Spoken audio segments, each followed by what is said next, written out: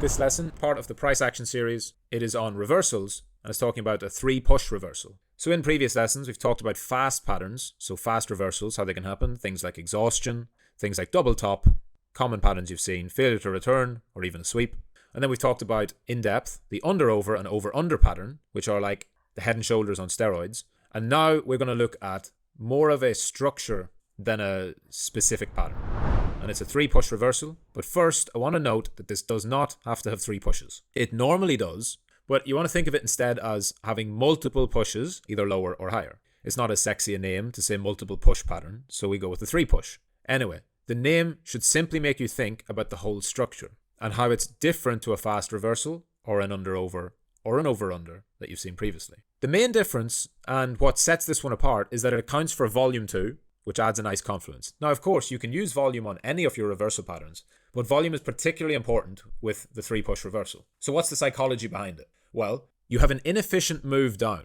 So as you see on the screen, number 1 is an inefficient impulse move. That is absolutely crucial. That is the whole thesis and reason behind this trade. Okay? Why is that? That is because the market shouldn't move like that under normal circumstances. And what this means, what this point number 1, the most important point, what it means is somebody or a bunch of people have gotten stopped out or liquidated altogether, which caused the market to drop in an inefficient manner. But we know as price action traders that once the market finds a solid level of support, it will often pop back in the other direction to retest that level. It is key that you have an inefficiency above or below if trading this, because that's the whole premise of the reversal. You know your target before you go into the trade. That's why this trade works. So there are 3-push reversals that work without having an inefficient impulse move to begin with, but they're lower probability because you can't forecast a profit target.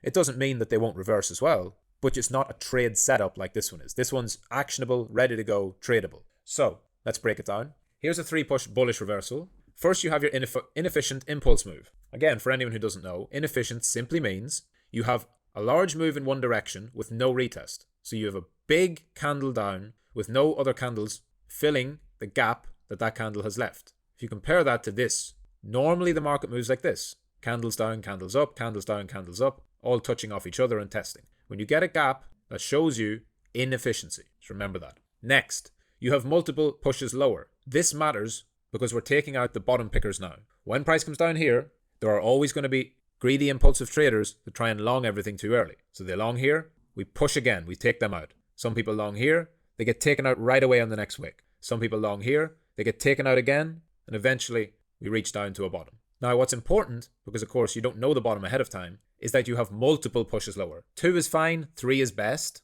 That's why it's called a 3-push reversal. More than 3, great. You don't account for more than 3, but if they happen, then they happen. Typically, if it's going to be an actual reversal and not just continuation of the downtrend, you'll see 3. So then we consolidate for a little bit. This then is the next part, super important, is that you have an impulse move in the opposite direction and volume increase. So you have a high volume impulse, which is a sign that the market wants to shift in the other direction. We do not do anything here. We don't enter. We don't FOMO in to green candles. We wait. And of course, we enter on the retest. The retest is going to come somewhere back down into that impulse candle.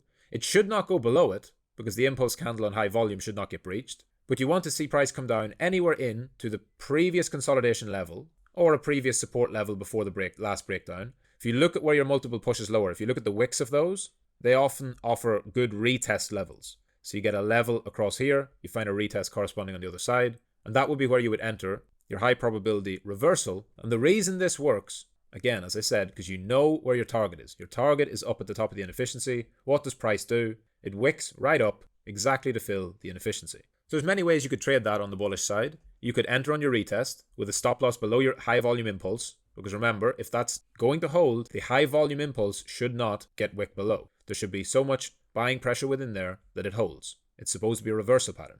So you can enter on the retest, stop loss below the high volume impulse. You could play a further show of strength and breakout trade. So if you're a shorter term scalper, you could scalp this last part where it breaks up in this candle and this candle for a nice quick move into the inefficient level, because you've waited for the entire thing to develop and you know where your target is. That's the most important thing. And so you can enter with a clear invalidation, knowing where your target is.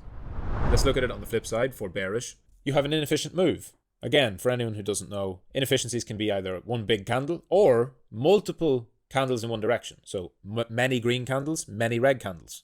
The market doesn't move like that normally. Normally it has some candles up, some candles down, some candles up, some candles down. Yeah.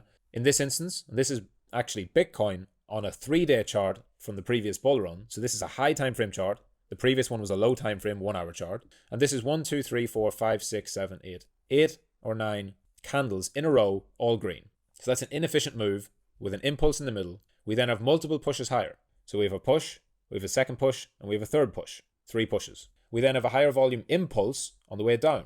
You notice that volume, not only was it declining, which is bearish, declining as price rises, but as soon as there was some selling in the market, it was higher volume. So the highest volume selling was coming after the 3 pushes. Then we got a nice bounce up into a retest, retesting back up to the inefficiency level, just here, and then a strong sell-off. And you notice as well, right down where the bottom of this wick is, if you look across, it filled the inefficiency of all those green candles, basically to the dollar. So there's high time frame, low time frame, the same pattern on tops and bottoms. It can be spotted all across the market. It's very, very useful. It's quite reliable. And again, like most of the other patterns you've been seeing, you do not try to predict any of these things. You wait. You have 4 rules on this.